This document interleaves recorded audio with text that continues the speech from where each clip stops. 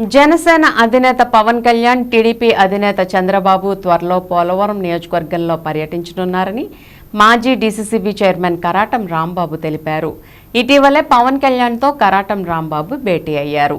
ఈ నేపథ్యంలో శనివారం ఆయన జంగారెడ్డిగూడెం పట్టణంలో మీడియాతో మాట్లాడారు. పోలవరం నియోజకవర్గంలో జరుగుతున్న ఎన్నికల ప్రచారంపై, ప్రజా స్పందనపై, త్వరలో నియోజకవర్గ పర్యటనపై పవన్ కళ్యాణ్తో చర్చించినట్లు వివరించారు. అదేవిధంగా ఈ నియోజకవర్గంలో కూటమి అభ్యర్థిగా జనసేన ఇన్ఛార్జి చిర్రి బాలరాజు పోటీలో ఉన్నారని, అయితే అభ్యర్థిని మారుస్తున్నారంటూ పలు వార్తలు వినిపిస్తున్నాయని, ఇవి పూర్తిగా అవాస్తవమని చెప్పారు. ప్రధాని మోదీ పూర్తి స్థాయిలో సహకరిస్తే 2.5 సంవత్సరాల్లో పోలవరం ప్రాజెక్టు నిర్మాణం పూర్తి చేయవచ్చునని, దీనికోసమే పోలవరం సీటును జనసేన అభ్యర్థికి కేటాయించినట్లు వివరించారు. ఈ నియోజకవర్గంలో కూటమి అభ్యర్థిని గెలిపించాలని కోరారు. అదేవిధంగా నిర్వాసితుల సమస్యలను కూడా పరిష్కరించేందుకు తాము కృషి చేస్తామని కరాటం రాంబాబు తెలిపారు. పోలవరం నుంచి భద్రాచలం యువతల వరకు ఉంది, అన్ని చోట్ల చేస్తున్నారు. ఒక పక్క నుంచి జరుగుతూ ఉంటే ఒక పక్క నుంచి కేడర్ చేస్తుంది అని చెప్పడం జరిగింది. త్వరలో ఆయన ఇద్దరు, చంద్రబాబు నాయుడు గారును పవన్ కళ్యాణ్ గారు కూడా ఇద్దరు పోలవరం పర్యటిస్తారు.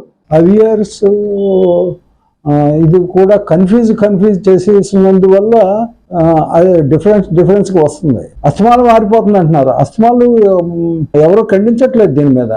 నేను ఏ పంచాయతీ వెళ్ళినా సరే పంచాయతీల్లో 70% జనం బయటకు వచ్చేస్తున్నారు. మీరు మాకు ఇచ్చేసి పెట్టారండి, మాకు అది చేసి పెట్టారు, మాకు సబ్స్టేషన్ ఇప్పించారు, మాకేమో కోర్టు తీసుకొచ్చారు, డిఈ ఎలక్ట్రికల్ ఆఫీస్ తీసుకొచ్చారు, 100 బెడ్ హాస్పిటల్ తీసుకొచ్చారు, ఇలాగా చింతలపూడి ఎత్తిపోతల పథకం తీసుకొచ్చారు. ఇలాగ అందరూ కూడా ఏ ఊరినా సరే మాకు ఈ పని చేసి పెట్టారని వాళ్ళు చెప్పడం జరుగుతుంది.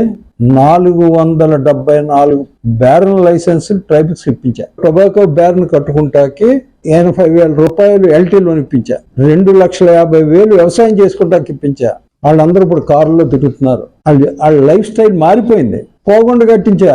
అక్కడ బుట్టాడు మండలంలో కొంత మేర, బయట కొయిలగూడెం మండలంలో 22 చెరువులు నిండుతున్నాయి. దానివల్ల సస్యశ్యామలంగా ఉంది.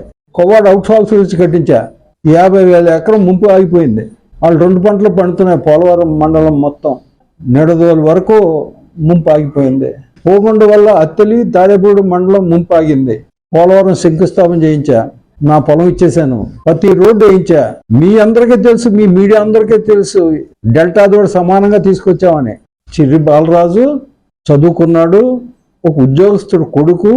6 సంవత్సరాల మట్టి వాళ్ళ ఫ్యామిలీ 3 కార్లు వేసుకుని ప్రతి చోట ప్రశాంతంగా ఎక్కడైతే ఉద్యమం ఉందో అక్కడికి వెళ్ళి సత్సాయి వాటర్కి 10 రోజులు ధర్నా చేశాడు అక్కడ పోలవరంలో. ఇప్పుడు మోడీ గారికి పవన్ కళ్యాణ్ గారికి ఉన్న సంబంధం మన రాష్ట్రంలో ఉన్న అందరికీ తెలుసు. పోలవరం 2.5 సంవత్సరాల్లో పూర్తి చేయొచ్చు మోడీ గారు తెలుసుకుంటే, పవన్ కళ్యాణ్ గారు గట్టిగా పట్టుకుంటే. ఈ సీటు తీసుకోవడం కూడా దాని గురించే తీసుకున్నాడు ఆయన.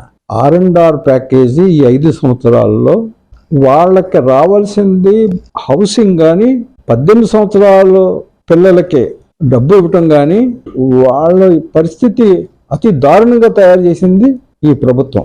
నిర్వాసితులకు అనేక హామీలు ఇచ్చారు, అవ్వలేదు. హౌసింగ్ ఇచ్చారు, అవ్వలేదు. ఇవన్నీ కూడా పవన్ కళ్యాణ్ గారు, మోడీ గారు దృష్టి తీసుకెళ్లి కంపల్సరీగా వీళ్ళకి న్యాయం చేయాలని నేను కోరుతున్నాను.